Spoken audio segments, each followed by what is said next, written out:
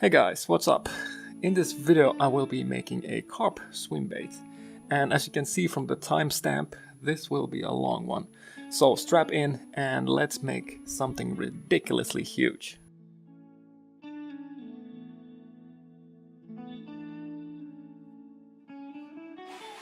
For this project I will be using maple for the mold master, and obviously I need to saw it before I can do any shaping. I really prefer maple from all the other woods out there for model making. It's pretty hard but easy enough to carve, and I get great details, even extremely small ones, out of it. Once the two halves were sawed to shape, I glued the two halves together with some 5-minute epoxy. Other wood glues would probably work just as well, but I have no patience for waiting for them to cure.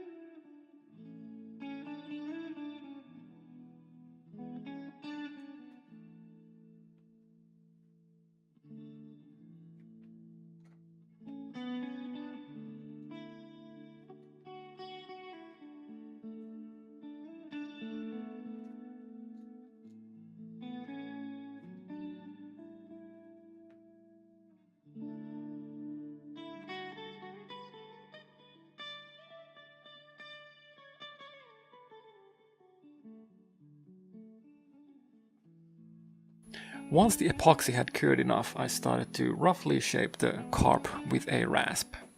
You know, like I always do, since my power tool arsenal is rather limited.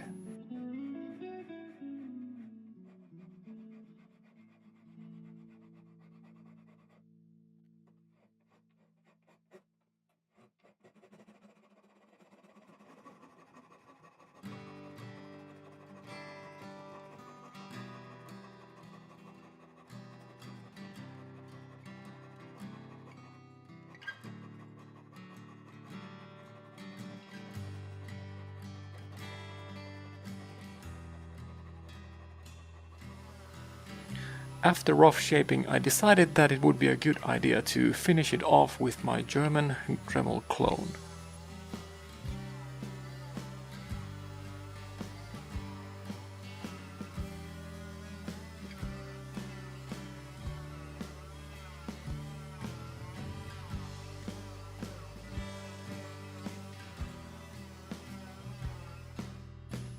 Once the surfaces were sanded flat, I started to plan where I would cut the glide bait in half, and drew some guidelines to follow later when I would start to saw the joint for the swim bait.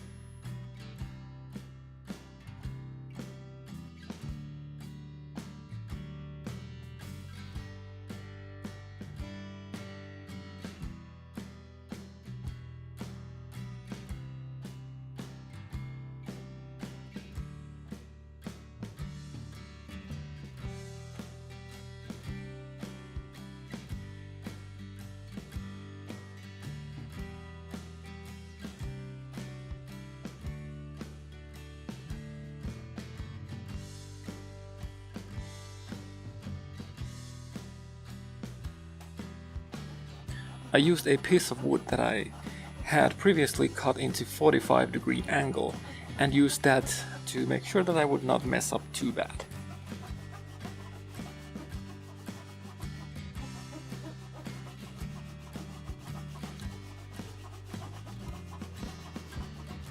After I made the joint, I started to plan out the upper profile of the bait, and I had made this stencil to help me out draw the shape I decided to go for.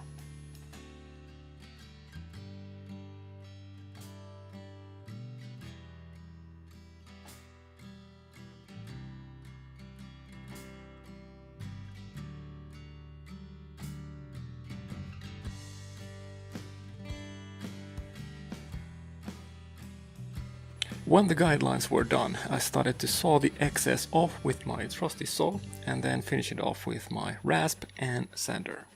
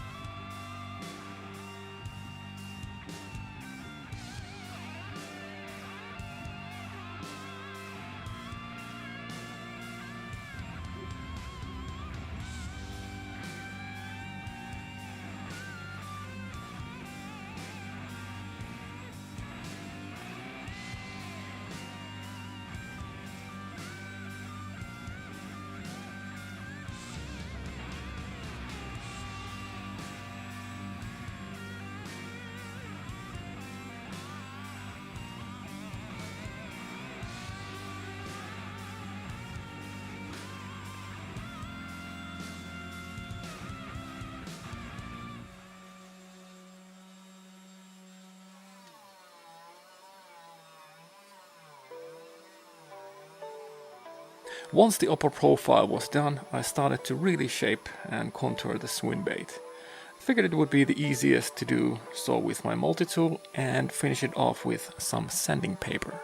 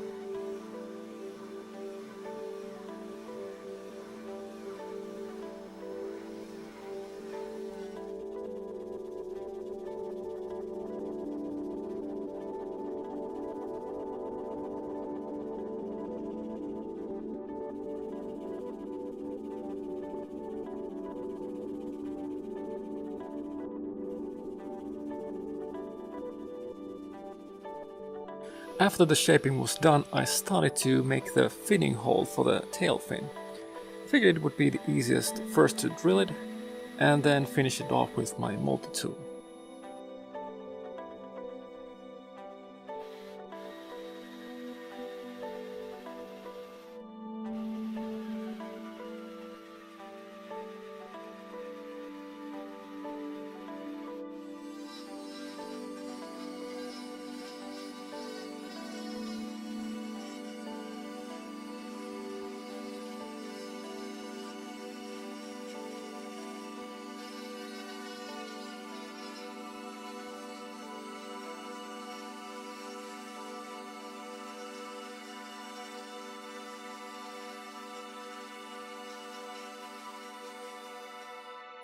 Next up, I'm going to start carving the head details, and like always, I started from the head.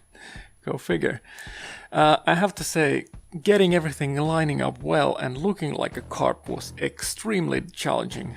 I spent quite a while looking at carp photos in Google before moving forward with my plans.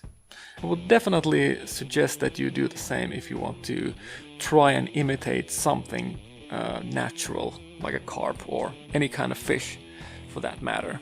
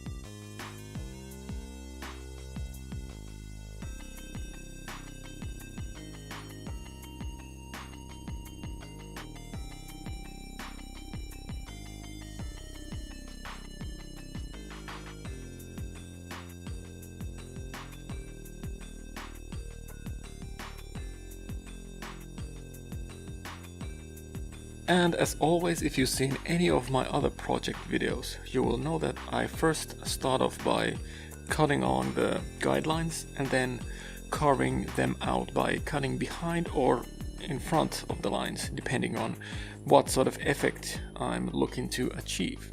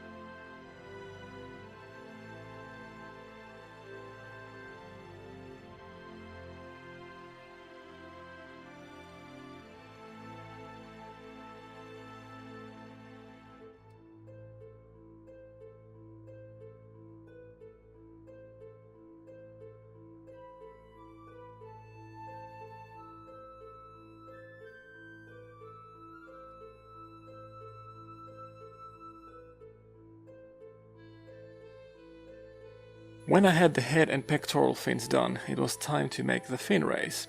I found that a great help here is to use a carved piece of plastic that I will use to sort of eyeball the right distance between the fin rays. And of course I will then use the same technique to carve the fin rays as I used for the head details.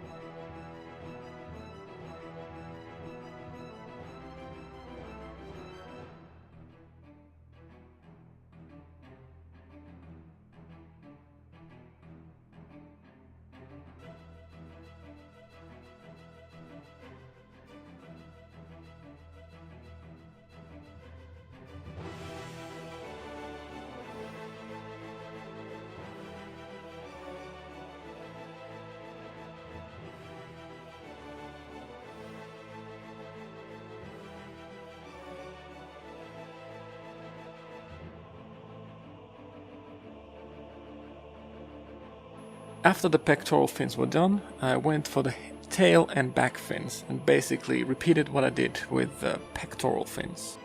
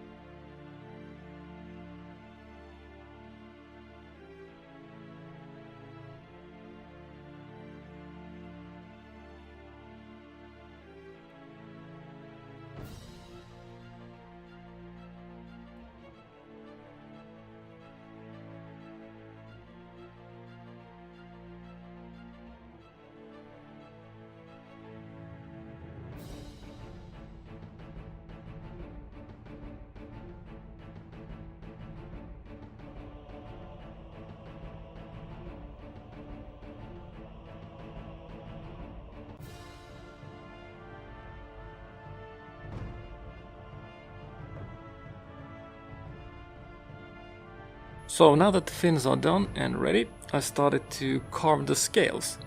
So what I did was I first made this grid that would help me sort of align the scales in a natural way, and then basically freehand the big carp scales onto the swim bait. You know, pretty simple stuff.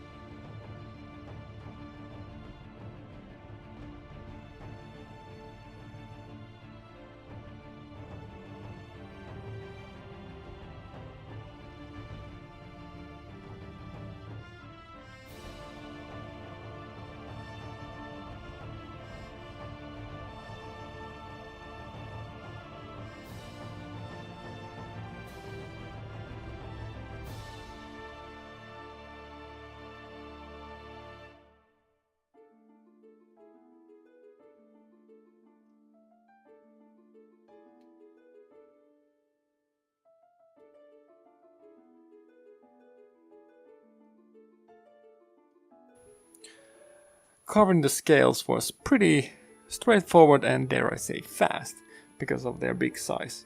And I was like thinking here that maybe I should do lures with bigger scales more often to save me from all the frustrations when it comes to doing this stuff.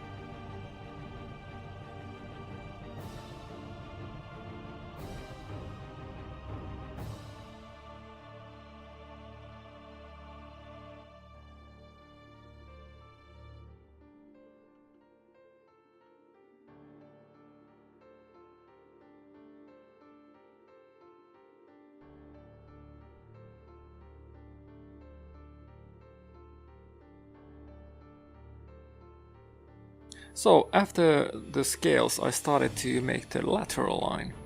Now if you look at the lateral line on carp species, it has this pretty rectangular shape to them, so I used both sides of my carving knife to get that lateral line somewhat rectangular, and I have to say it worked out pretty well.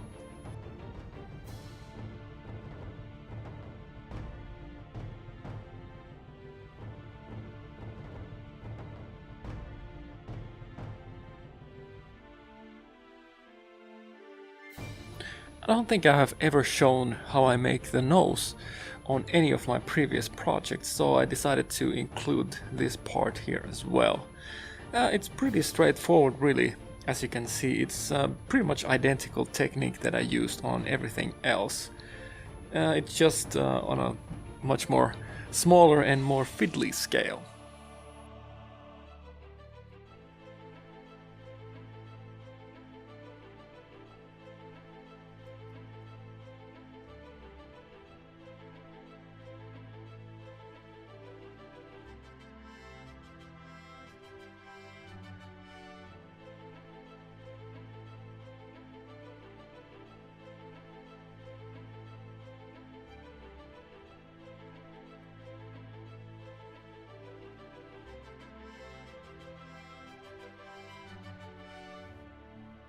So now I'm going to fix the back fin to the bait, and for this I'm using plastic putty.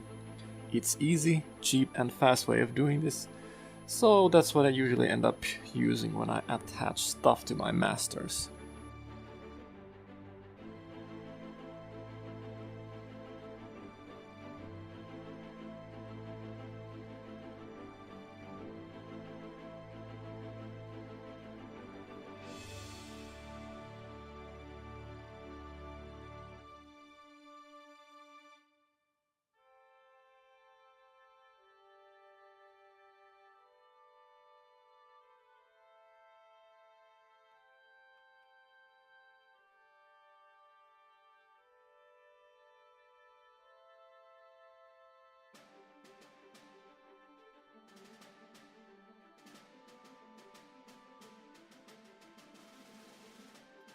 To help cleaning out the excess plastic putty, I found that it's a really good idea to scrape it off when it's still a little soft.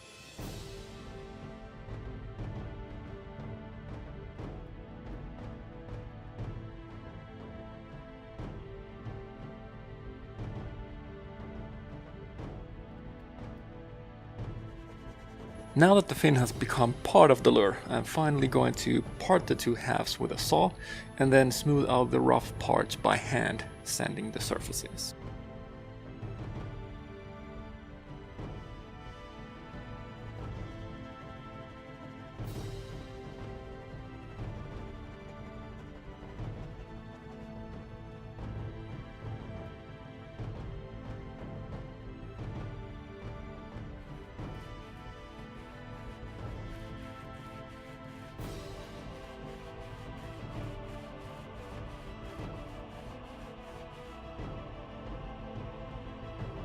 Next I will make little pilot holes where I want to attach the screw eye connection. First I drill 2 holes on the other half and then put 2 pieces of wire inside of them and use them as marking tools to press the 2 halves together and drill the opposite holes.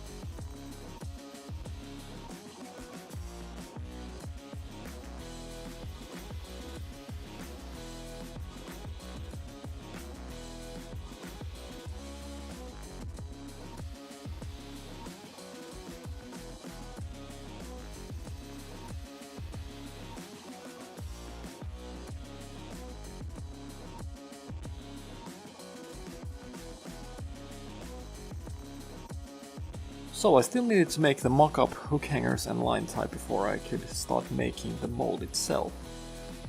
First I drilled some holes and simply fitted the bent up wires into them before gluing them into place.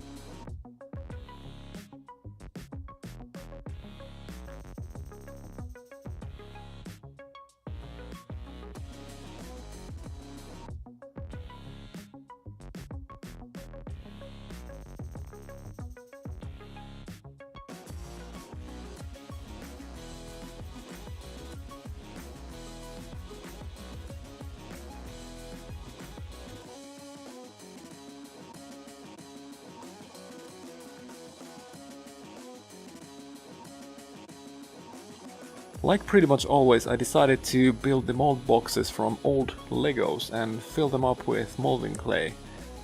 I used to do the leveling with my fingers, as you probably have seen in my previous videos, but recently I found that it's much easier and faster to use sort of a leveling tool that I made.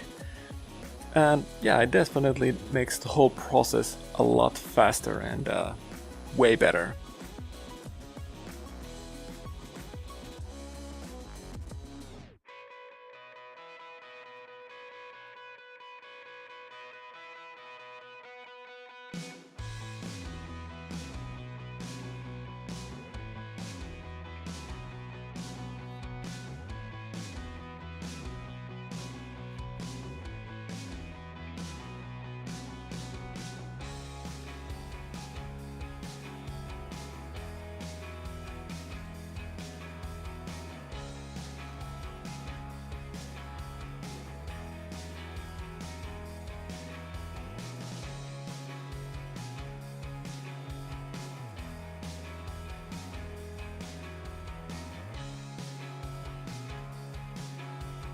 Once I had the mold clay nice and flat, I started to excavate a hole that would house half of the mold master in the mold clay. And once I had it nice and even, I would then just basically press it in. And after that, I would do the potting line.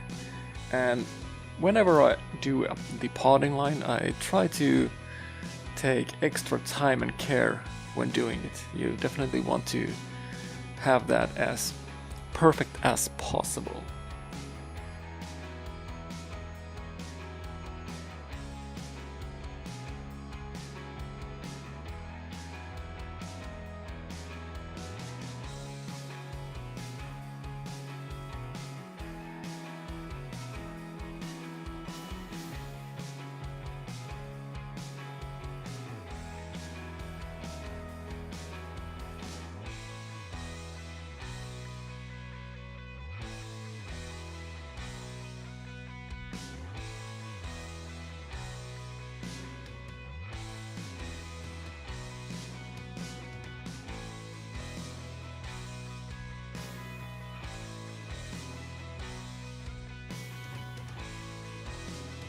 Once the potting line was done, I moved on to making some locator holes. I always try to have at least one hole on each corner when I make a new mold. Rest of them I basically put in places that might be problematic.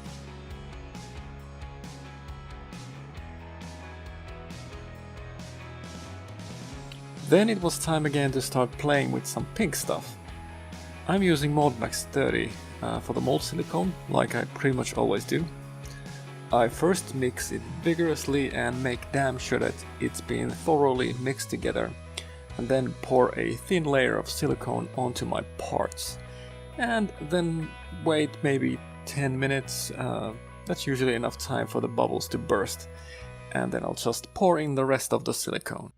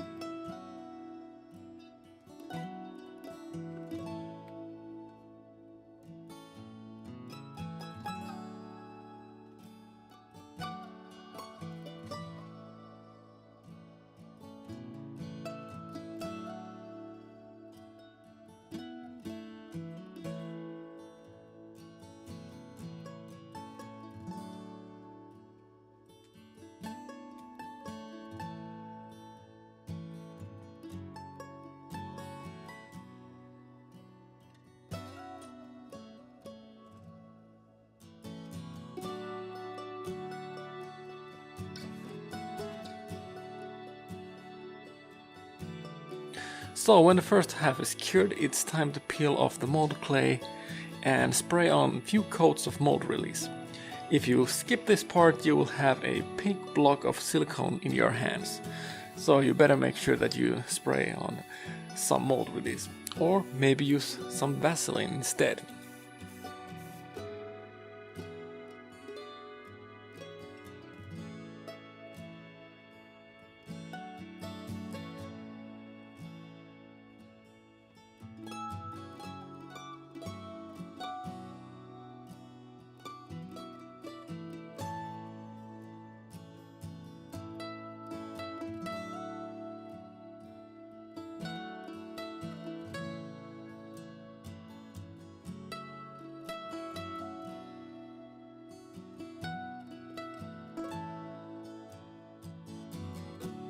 I can't deny it, I always feel like a kid at Christmas when I open up a new mold.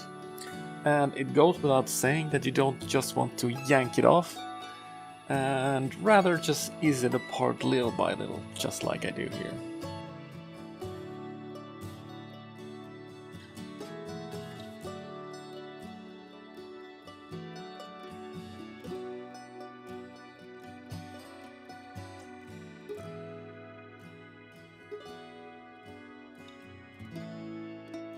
So I've been hinting on Facebook a little bit that I got my hands on some new resin called Foam Cast Burrow.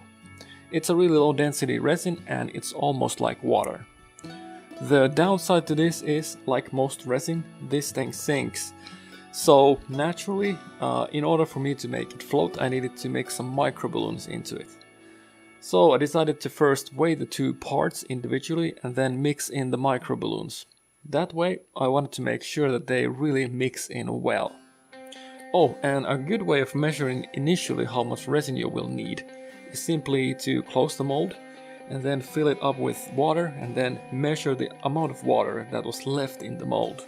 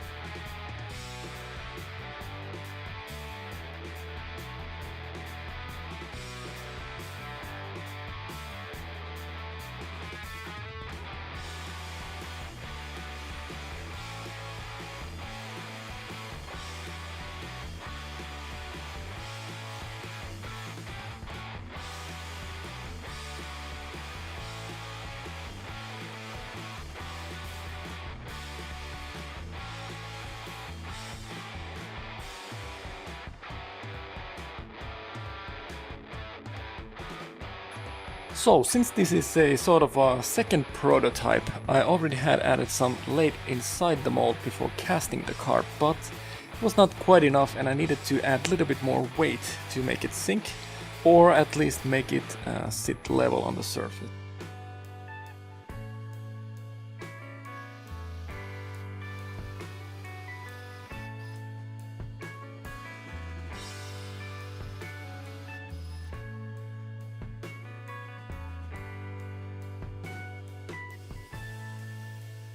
I added 2 layers of primer to the carp before starting to paint it. If I don't do this, the paint I use simply will peel off. I don't really know what to tell about the actual painting of the carp. I just tried to match the color of the real deal.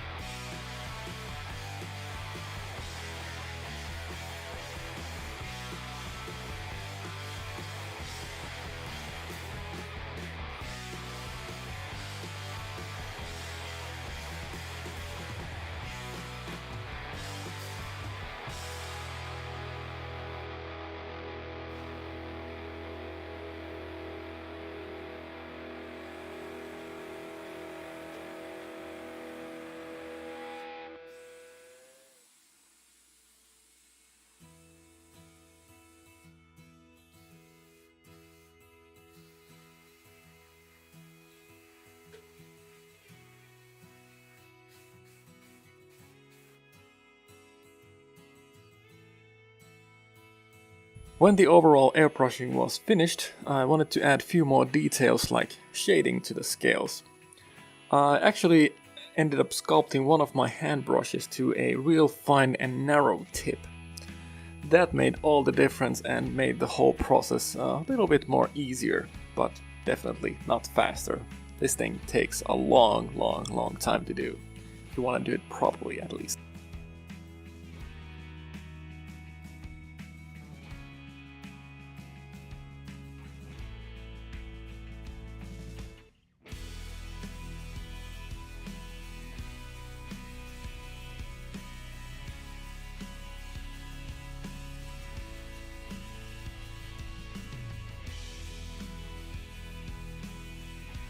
After I painted the highlights, I just had to glue some eyes that I made for the carp, and then I could just epoxy the whole lure.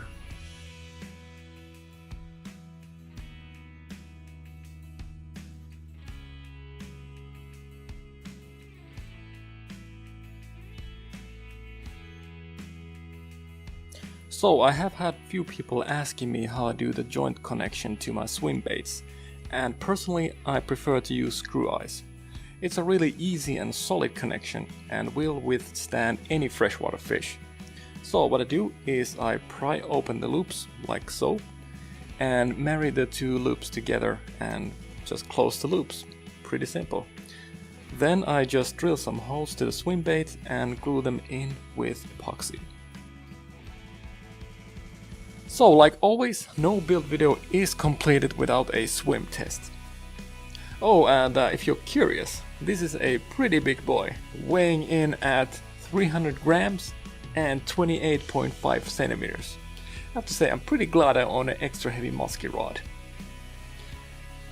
Anyhow, hope you guys enjoyed this long video. I'll probably try to keep these shorter in the future, but you never know.